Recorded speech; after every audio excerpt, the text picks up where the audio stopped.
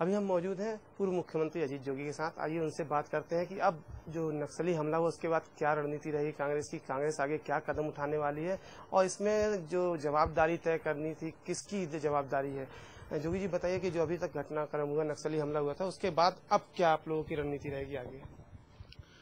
देखिए, कांग्रेस का इतिहास रहा है कि बड़े बड़े संकट आए हमारे सामने। इंदिरा जी की हत्या की गई, राजीव जी की हत्या की गई। ऐसे संकटों से हम लोग उभर कर और ताकतवर होकर उभरे हैं।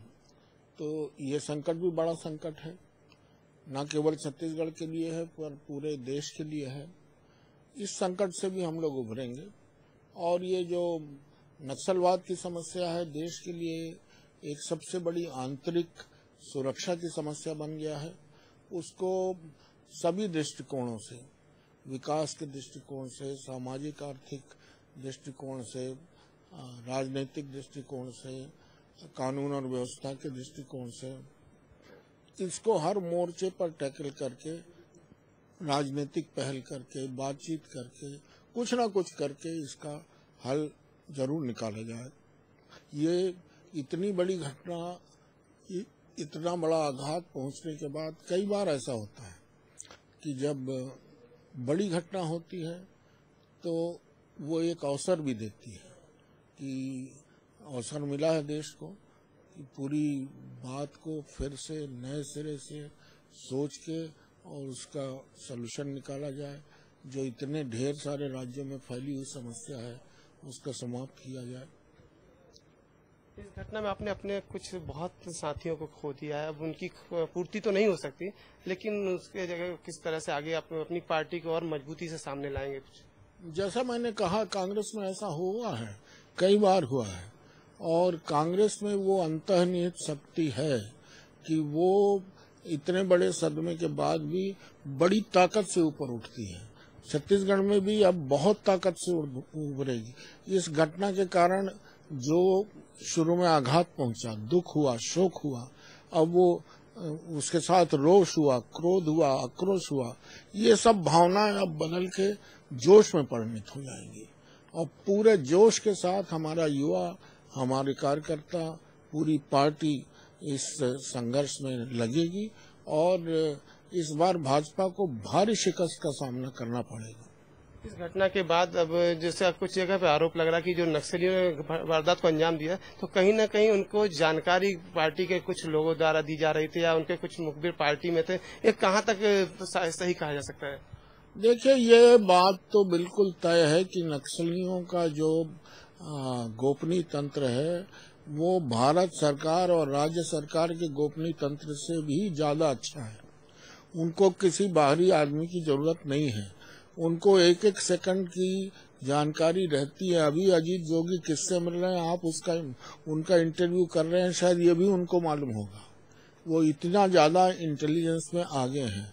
जब हमारी आम सभा हो रही थी उसमें 15,000 लोग, 20,000 लोग थे, हो सकता है 100-200 लोग उनके भी बैठे होंगे, जो उनको एक एक कौन क्या बोल रहा है वो सुना रहे होंगे उनको अपना मोबाइल ऑन करके। तो उनके तो इतनी परफेक्ट इंटेलिजेंस है और इसी के कारण तो हर बार हम लोग मात खाते हैं कि उनकी इंटेलिजेंस बहुत ही अच्छी है और हमारी जीरो है। इतना बड़ा आक्रमण होने वाला है, 1,300 लोग या 2,000 लोग या 3,000 लोग मोबिलाइज किए जाते हैं नक्सलियों के द्वारा। 50 लोग कहीं से आए होंगे, 100 कहीं से आए होंगे, 200 कहीं से आए होंगे और हमारे गुप्तचर शाखा को पता ही नहीं चला और इतनी बड़ी घटना करा दी, पूरी कांग्रेस को खत्म करने की साजिश कर दी। तो ये उनके गुप्तचर संस्था इतनी आगे बढ़ी हुई है कि मैं नहीं सोचता उनको किसी की जरूरत है।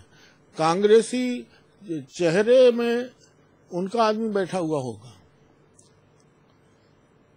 अच्छा, रूट की बात भी आ रही है कि रूट जो डिसाइड था पहले से उसका परिवर्तन तात्कालिक समय किया गया। कवासी लखमा जी थे उस समय और भी कुछ स्थानीय नेता थे, उनके कहने पर, इसलिए नंद कुमार पटेल उस रूट से गए। इसमें क्या जानकारी आपके पास? देखिए, ये बिल्कुल गलत है।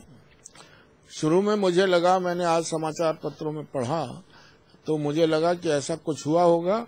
फिर मैंने कवासी लखमा जी से, अन्य लोगों से बातचीत की जो वहां थे, 2-3 लोगों के अभी बयान भी मैंने टेलीविजन पर देखे, चोलेश्वर चंद्राकर जी के और भी लोगों के, कि पहले से सब कुछ तय था। इतनी बड़ी यात्रा को एकदम अचानक दूसरे रूट में कैसे ले जाएंगे? वो रूट पहले से तय था, उसमें जगह जगह स्वागत के इंतजाम थे, जहां भी गांव था वहां, और सभा का इंतजाम था कैसलूर में, तो वो रूट पहले से तय था। ये तो सरकार की साजिश है कि हम पर दोषारोपण लग रहा है कि रूट में कोई पुलिस नहीं थी, तो हम बोल रहे हैं आपने रूट ही बदल दिया तो पुलिस कहां से लगाते हम? ये एक साजिश है। ये भाजपा अपने आप को, और भाजपा की वर्तमान सरकार और उसके कुछ अधिकारी अपने आप को जरूरत से ज्यादा होशियार समझने की भूल कर रहे हैं। रूट कैसे बदला जाएगा? इतनी जल्दी कैसे बदल दिया जाएगा? इतनी बड़ी तैयारी के बाद कैसे भेज दिया जाएगा एक ऐसे रास्ते में जिसको जानकारी ही नहीं है कांग्रेसियों को? हम अपनी परिवर्तन यात्रा क्यों निकालेंगे? परिवर्तन यात्रा तो उसी रास्ते में जाएगी ना जहां हमारे कांग्रेसी इकट्ठे होंगे, मिलेंगे हमसे, जिनसे हम बात कर सकेंगे। तो ये तो बिल्कुल एक कनाड है, एक झूठा, इस बात से बचने के लिए, इस आरोप से कि हमने पुलिस नहीं लगाई थी, तो उसका क्या उपाय होगा? यही उपाय है कि हम बोल दें कि वो तो रूट ही बदल दिया अपना। कवासी लखमा जी तो वहां के इंचार्ज थे ना, टीएस सिंहदेव जी तो वहां के इंचार्ज थे, इनसे तो बात कर लीजिए। किसी ने रूट बदला है क्या? स्वयं नंद कुमार पटेल जी थे, बेचारे आज रहे नहीं, उनसे पूछ लीजिए, उनके लोगों से पूछ लीजिए। इस पूरी घटना के लिए अंतिम मतलब किसकी जवाबदार मानते हैं आप?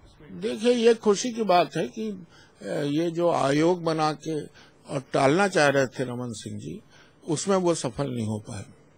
और जो जुडिशियल इंक्वायरी इंस्टीट्यूट करते तो कम से कम 3-4 साल वो उसमें निकाल देते।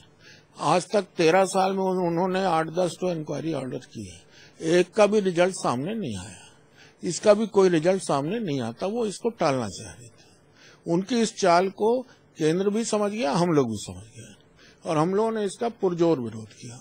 और अब परिणाम ये हुआ है कि न्यायिक आयोग जांच नहीं करेगा, NIA जांच करेगी। बात किया इस घटना के बाद क्या राष्ट्रपति शासन लगाए जाने की प्रदेश में मांग करेंगे आपके पार्टी के अलग कमान? देखिए, अभी बहुत जल्दी है राजनीतिक चर्चा करने की, पर पूरी बात का अध्ययन जब सोनिया जी ने स्वतः कर लिया है, राहुल जी ने कर लिया है, डॉक्टर मनमोहन सिंह जी ने कर लिया है, उनके सामने उन लोगों ने जब मुख्यमंत्री की और अन्य राज्य शासन के अधिकारियों से बात की है, तो उनसे सब बातों की जानकारी ले ली है कि आखिर इसका दोषी कौन था, आखिर आपका इंटेलिजेंस टोटल फेलियर क्यों हो गया, आखिर उस रूट में आपने सुरक्षा क्यों नहीं प्रदान की। हमारी 15, मैं तो इस बात का तो प्रत्यक्षदर्शी मैं खुद हूँ कि 15-20 हजार लोगों की मीटिंग हो रही है, उसमें 10 पुलिस वाले नहीं थे। वीडियो में देख लीजिए आप इसको। और ये कह रहे हैं, कल इनके चीफ सेक्रेटरी मुझसे कह रहे थे कि 3000 लोग थे वहां, हम कह रहे हैं 10 लोग थे, वो बोल रहे हैं 3000 लोग थे। तो इस तरह की जो बातें चल रही हैं, इससे सच तो सामने आएगा ही, और NIA से कोई नहीं बच सकता। नेशनल इन्वेस्टिगेटिंग एजेंसी एक ऐसी एजेंसी है जो विशेषकर बनाई गई है, हाल में बनाई गई है, जिसके पास CBI बहुत अच्छी संस्था है, पर उसके पास हजारों केसेस हैं, पर NIA के पास बिल्कुल राष्ट्रीय महत्व के कुछ केस हैं, 4, 5, 10, 15, 20, इससे ज्यादा नहीं होंगे। इसलिए वो पूरी टीम आएगी और पूरा ध्यान लगाएगी। और इसमें कोई साजिश थी क्या, साजिश में कौन लोग थे, इसमें साजिश नहीं थी क्या, और अगर साजिश नहीं थी तो प्रशासन का फेलियर हुआ क्या, शासन का फेलियर हुआ क्या, सुरक्षा क्यों नहीं प्रदान की गई। मेरा हेलीकॉप्टर घूमता रहा 15 मिनट तक, एक खाकी वर्दी वाला नहीं था हेलीपैड पे, जंगल में हेलीकॉप्टर उतर रहा है, शहर से 2-3-4 किलोमीटर दूर उतर रहा है, वहां एक भी सिपाही नहीं लगा सकते आप। तो इसका मतलब क्या था? मतलब राष्ट्रपति शासन के लिए अभी आप कुछ नहीं कह सकते? ये समग्र रूप से केंद्र विचार करेगा, उनके पास पूरे तथ्य हैं। कोई मुझसे पूछे आप क्या सोचते हैं? तो मैं तो चाहूंगा कि इस समय मेरी व्यक्तिगत इच्छा तो यही होगी, और मैं सोचता हूं जो हमारे लाखों कांग्रेस के कार्यकर्ता हैं, सबकी इच्छा यही होगी कि अब ये सरकार जब हमारे प्रदेश अध्यक्ष को प्रोटेक्ट नहीं कर सकती, तो इस सरकार में आम आदमी की सुरक्षा कौन करेगा? तो जैसे हमारे साथ पूर्व मुख्यमंत्री अजीत जोगी, जिन्होंने बताया कि उनकी अपनी संवेदनाएं बताई किस तरह से घटना हुई और किसको जिम्मेदार ठहराया गया है, या तो जांच के बाद ही पता चलेगा। जांच एजेंसियां इस मामले की पूरी जांच कर रही है और जांच के बाद पूरा सच सामने आ जाएगा और कि किसका दोष था, इसके पीछे कहाँ चूक हुई। साधा न्यूज के लिए रायपुर से चतुर्मूर्ति के साथ प्रवीण कुमार सिंह।